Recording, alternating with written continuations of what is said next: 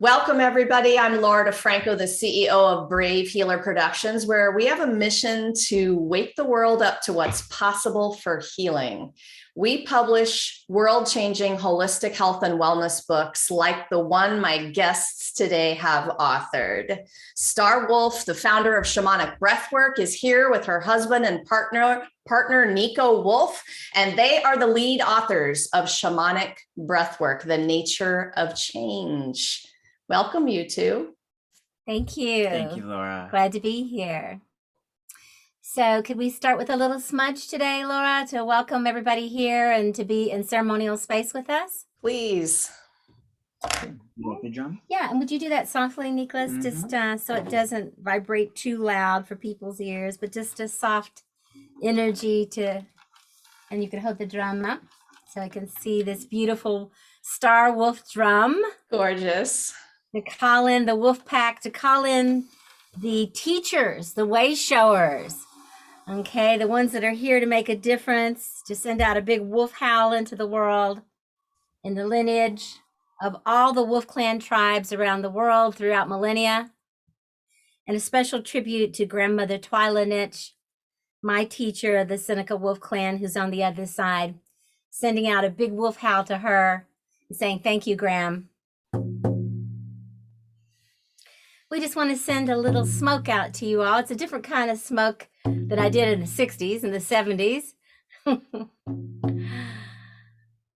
Probably the same energy, though, at some level, because I was seeking higher consciousness. I was seeking an experience, an altered state to move into a different type of consciousness. And so we send you a little bit of smudge to call in whatever's sacred to you. Maybe you're familiar with spirit guides and helpers. Maybe you're not. Maybe you're familiar with altered states, conscious altered states, or not. But today we invite you into this altered state with us. The biggest altered state, which is love, changes everything. Love, Magic, and Consciousness. Sounds like the name of a good book, huh, Laura? So welcome. Just drop everything away that you don't want to have in your consciousness right now, and you can do that. You can change that. Your shamanic spirit can call in all the help and love, support, consciousness, and magic that you deserve, that you need, and that you desire. So welcome.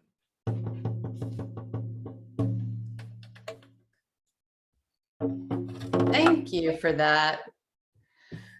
Oh my goodness. I told you two that I have so many questions for you, and I am so honored to be here with the two of you and honored to be guiding this book project. Thank you so much for the stellar group of human beings you gathered together to be part of this collaboration and this community, your whole bigger community as well. I feel held by the bigger community too, beyond the authors who have written for this beautiful book. So I just feel really grateful for that. And I thank you both for that. I know that you've spent decades building that, and it's no small potatoes.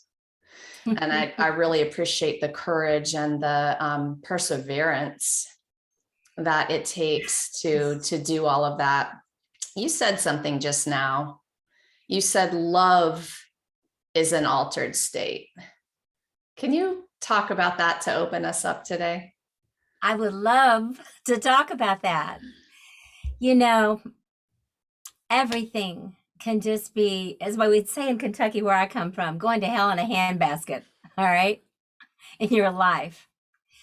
But in the door walks love, whether it's in the form of a new puppy, whether it's a move to a beautiful home, whether it's all of a sudden someone walks in and you know that you would walk across water, fire, glass, or whatever to change your whole life to be with that person.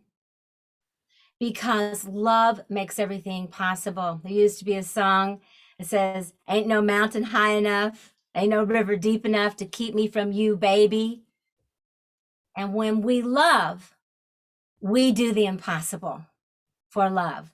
I think it's probably the only true thing that really motivates us to do the impossible, is to fall in love, to be in love. So love is something, you know, most songs are written about love, lack of love, wanting love, longing for, the loss of love, hoping that it will come or whatever. That's all what almost every song is eventually about. Every poem, every motivation, really, I believe, is love inside of us, seeking love outside of us. And you can say, oh, you shouldn't seek love outside. And I say, call BS on that, that we're filled up with love and we're supposed to share that love with each other and draw love to us and be loved in return. All right. So now you all understand the energy which we are building and writing this book, which is really phenomenal. I'm almost afraid to ask you this question because I know there's a very long answer to this, but what's the little bit of the story of how you got here? The founder of Shamanic Breathwork. Tell us about that, if you can. Oh yeah. It's pretty easy. I was dying. Okay. I mean, all shamanism is about, as far as I'm concerned, is ego death and sometimes physical death, but it's about death and the possibility of rebirth. The most shamanic thing in the world and most magical thing we can have happen is to die and be reborn. And sometimes we have near-death experiences where people actually die and then come back to life. I had that happen as I was a teenager and overdosed on drugs. I died on the table and I came back. So I had that experience and saw myself on that table. That's a shamanic death and rebirth. And many times people say when something like that happens, that's your credential. Okay. So, but quite frankly, the other deaths I've had in my life have felt far more serious, since as my, I stopped drugs when I had that, but I didn't stop drinking. And I had an alcohol problem until I was 29, went through my first Saturn return. And I was I was dying a slow death, and that was harder. And that bottom brought me into a huge rebirth of spirituality and all the things that were already in my psyche and my heart, being the hippie, peace, love person that I had been, but hadn't been able to ground in the world. And then since that time, over the decades, I have died again and again and again. So I began to realize pretty early on that the key to living life was to die often, was to be willing to let parts of me that no longer served me anymore, to willingly, instead of kicking, screaming, being clawing, dragged and drugged to change, to willingly step up and say, hey, it's a good day to die. What wants to die today? And I don't mean to be cavalier about it because that's never easy. But one of the most recent ego deaths for me, quite frankly, was, and I don't mean this in a cavalier way, but was falling in love with Nicholas. We have a vast age difference, and that was an ego death for me. And yet it was true and it was real. So for me, the ego death is always about hearing my ego tell me why I can't let something go. Oh, you can't quit drinking. You need that you deserve to drink at the end of the day. Okay. You're a good girl and you deserve to let off a little steam. That's okay for some people. It's not okay for me. All right. But whatever it is that I'm resisting change. And when I can finally let go and surrender, and I used to scream and claw and scratch and curse.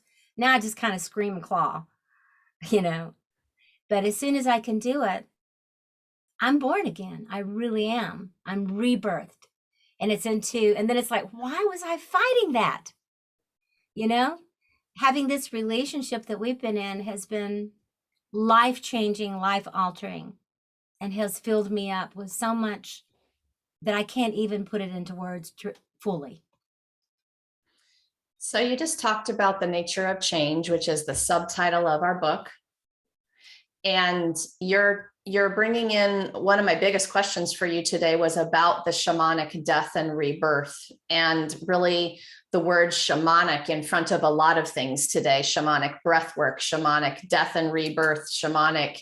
You guys talk about the spiral path. I want you to talk about that a little bit too today. But what makes this, shamanic? Help the listener understand what that even means.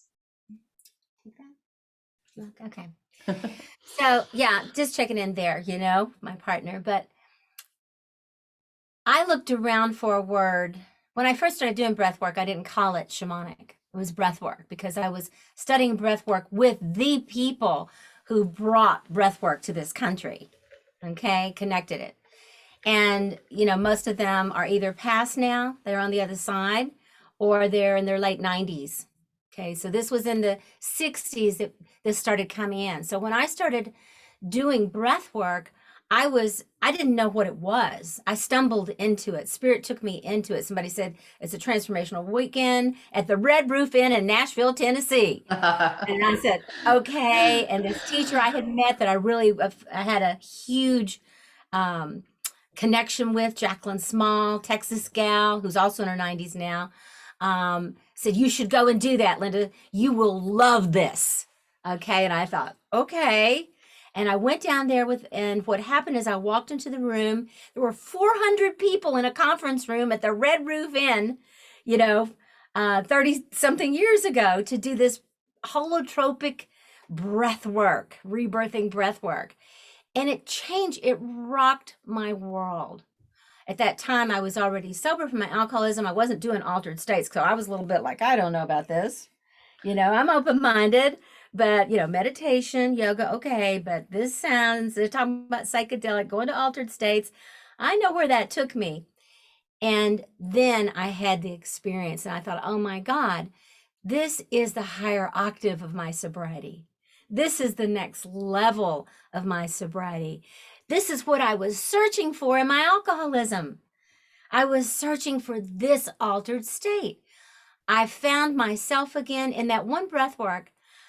I feel like I healed almost everything everything that was bothering me at that time. Everything from my past. Now, what that meant was I had to go through an ego death. I had to let go of the way I was seeing the world, the way I thought the world was, and be willing to embrace a new world. And that's what shamanism is. Shamanism is, to me, the ultimate spiritual path, because I believe it embraces every religion, every non-traditional thing, and every traditional way that people have celebrated, worshiped, and connected to spirit and transformation. So I use it in in some way. It's a very sacred word, but also I use it as a descriptor, as an adjective, that if I put shamanic in front of it, you need to know right now it's not going to be love and light only. If I put shamanic in front of it, you can count on it dealing with the shadow, dealing with addiction, dealing with family of origin. You can also count on it dealing with finding your beloved, inner and outer. You can count on it taking you to your sacred purpose and helping you to activate your imaginal cells and become the magical being that you are. And in short, becoming shamanic yourself, because it is your nature, it's your birthright, it's who you are, because who you are is water, earth, fire, air, and spirit. And that's the heart and soul of what the word shamanic, or what shamans deal with and work with. Love it. I get excited. I know, I get excited about this too. Okay, Niko, I want to hear, so Star just talked about that shadow side, and I know a little bit of your story from some of the things you've written and that I've had the privilege to read so far, but how has this experience been for you? Yeah, so, I love how Star Wolf talks about the love being what everyone is looking for. And I know Star Wolf actually wrote a chapter in one of her books when I first came back to Isis Cove about the gravity of love. And it's very much similar for me as what Star Wolf was talking about with death and with alcoholism, except for me, it was with marijuana. And it was such an interesting play because for me, being younger, marijuana really helped save my life. And it was a medicine that helped me ride through different traumas. And then I reached a place where it no longer was doing that for me. It was not needed in the way that I was using it. And so I was searching for something deeper or for something more. And I just didn't know what it was. I knew that the pain was there. I knew that I had this urge, I needed to die. But I didn't have the understanding of shamanic at that time. So what I felt was this death urge, but I didn't know what to do with it. I knew that I couldn't hurt myself and that I couldn't do anything about the death urge, but yet I had to follow whatever this feeling was. And so ultimately, through the shadow of my younger experiences, I was able to find Star Wolf and Shamanic Breathwork and learn that what I was feeling wasn't the need to physically die, but that I needed to let go and shed my old skin and my old life so that I could move into what was calling me. You guys see me look down because I'm scribbling madly at your amazing quotes it's like every time I hear something like that, I want to pause. You said I felt a death urge, but didn't know what to do about it. Yeah. But you did know you weren't going to kill yourself. Yeah. Tell me a little bit more about that. You know, it's more of a feeling than anything else, that some part of me has always known or been connected with great spirits or God or something bigger than myself and something within myself and within everything. And, so there was a lot of drugs around when I was younger. And I refer to myself as growing up I had a bit of a street rat vibe. And for me, I always knew that no matter what happened with this death urge, that I couldn't act on it because there's just a feeling that I'd end up right back where I was had I done so. And that put me in a place where I had to face it and create a way through it without succumbing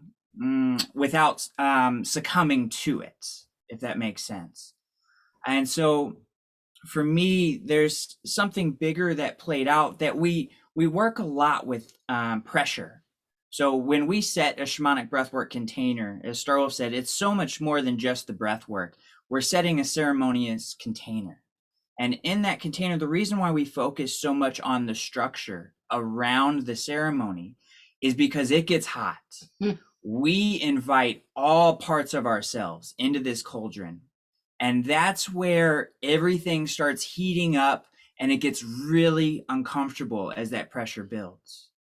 And so a lot of times I feel that we feel this in life, but because we don't have the initiations that some of the more traditional shamanic cultures had in place, we don't know what to do with this energy when it comes to that peak. And we come to a breaking point. And for me, not having had the shamanic breathwork container, I very easily could have ended up in a psych ward. I very much had a lot of those symptoms. However, I understand that with the correct foundation, that those aren't necessarily symptoms of insanity, but it's symbols of transformation and a new way of coming forth. That could be an extremely profound transformation for somebody who's been told that they're crazy for a long time by the outer world.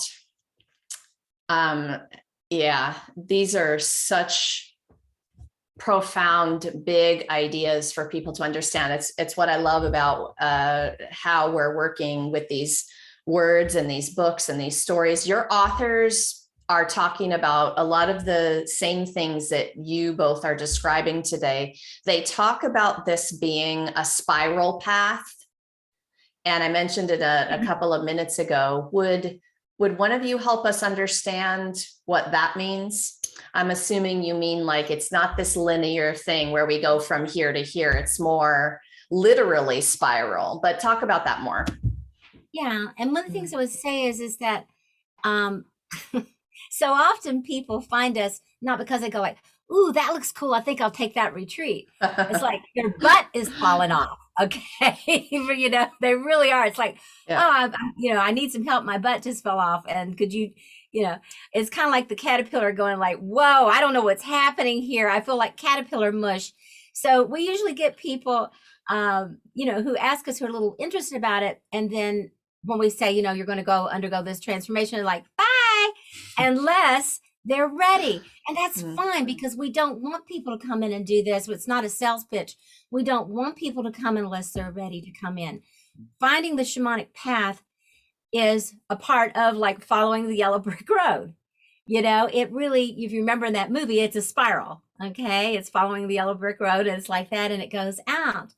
And that is the pattern for everything in the cosmos. If you want to go all the way out into space, they say we are in a spiral cosmos, a spiral universe. And now they're saying that there's more than one universe, so that it's all spiraling around. I just read yesterday, there's 2 black holes that are spiraling around one another, and they're going to collide about 100 million years from now. When they do, the universe may cease to exist. So there's this huge spiral energy that's happening everywhere in the cosmos, from the macrocosm to the microcosm. Because when you come to the earth, the air currents are in spirals. The ocean waters don't move in a straight line. They are spiraling. Okay. The trees, when they grow up, or plants, grow in a spiral. The DNA in our bodies are in spirals. It's like the universe where it's going. Have you noticed that everything, we're a little, sometimes I speak about myself, a little dense. It's like, I'm on the straight and narrow. I got my goal set. I've lined it all out. I'm erect, because that's the phallic way, right? And that's the phallic, and there's nothing wrong with that. There's nothing wrong with being direct and putting your eye on the prize and just going for it. But, they say you might want to stop and smell the flowers along the way, because none of us are promised another day.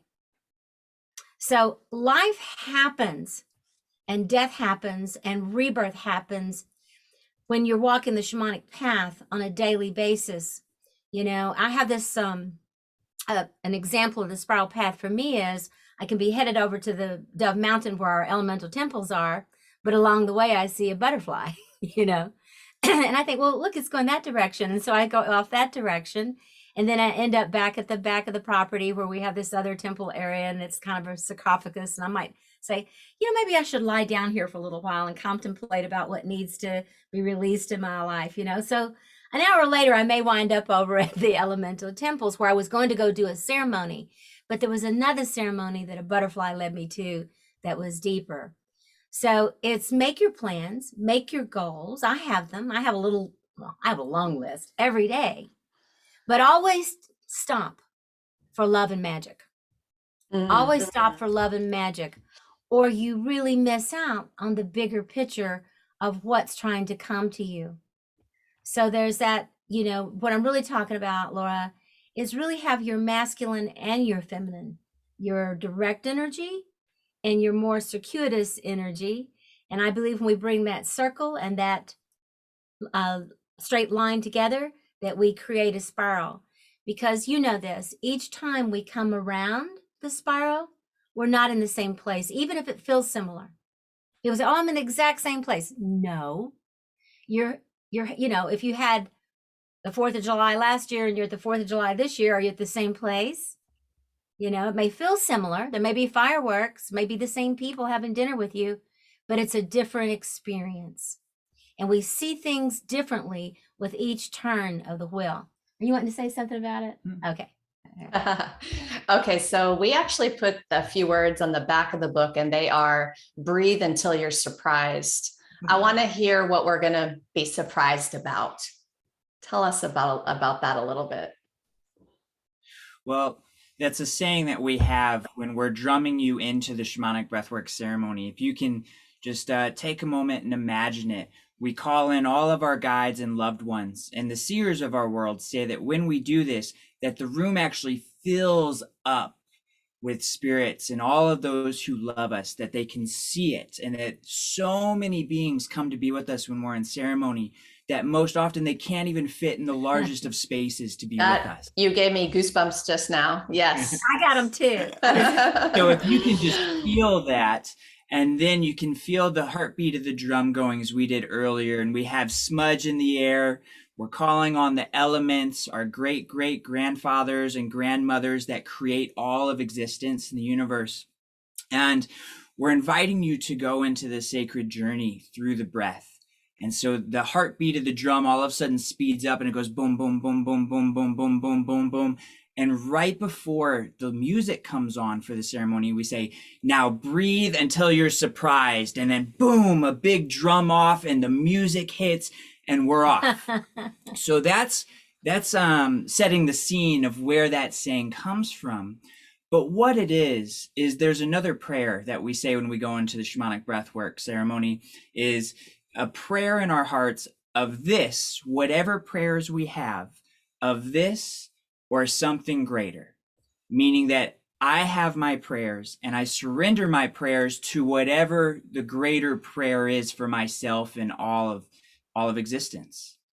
And so that breathe until surprised means that we are opening our hearts and we're letting our ego go for whatever wants to happen and needs to happen, for the medicine to come in that we are seeking, and also for the medicine that our communities are seeking and that our world is seeking.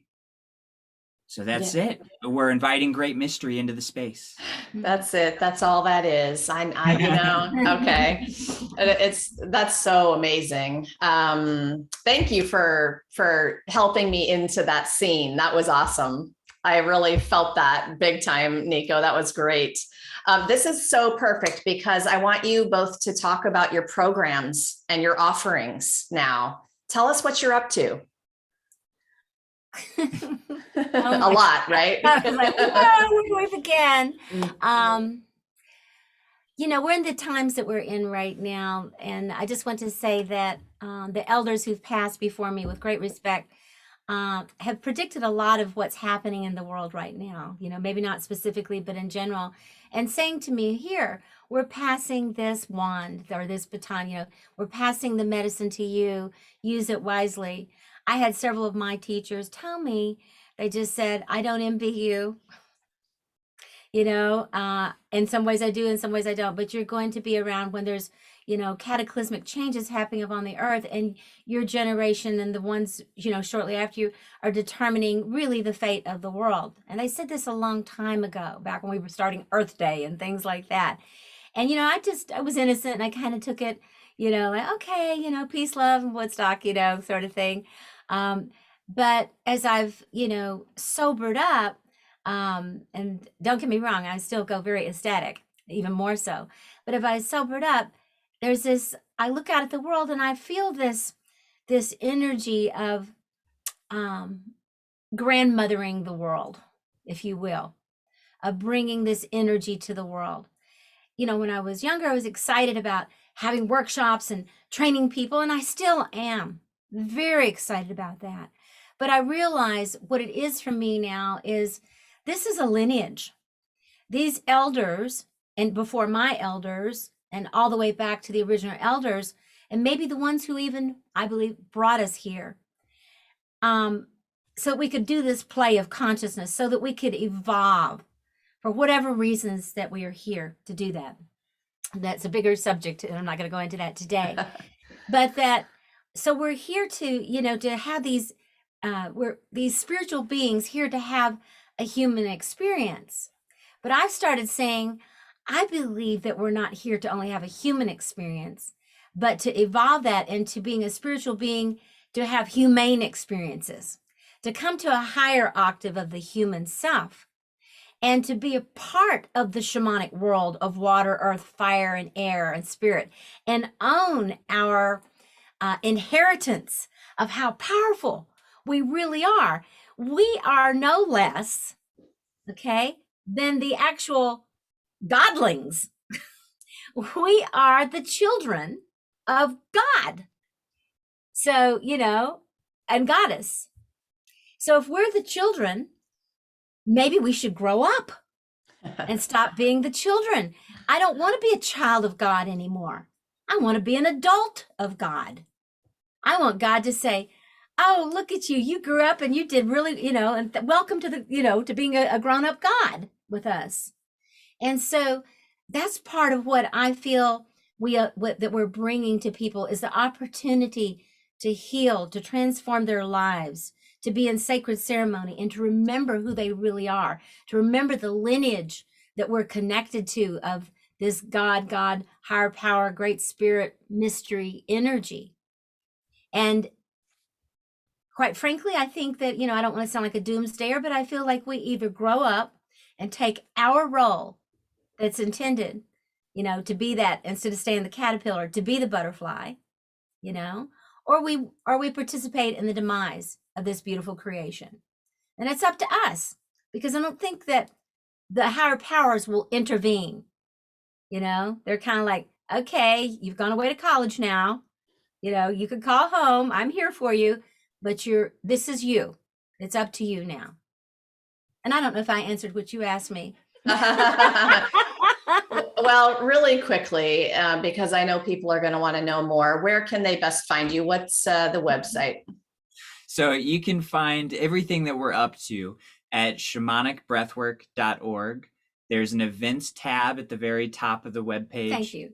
And that has all of our different events, whether it's our shamanic breathwork trainings, or we're going to be at Gathering of the Shamans in Sedona with the Ruiz family, Heather Ashamara, Stephen Farmer, some really amazing soul family. Atlantis Wolf. It's coming. Yeah, so that's where you can check out everything that we're up to. But then also in the book, each of the authors has a bio section where they've put their contact information so you can see what the tribe is up to globally.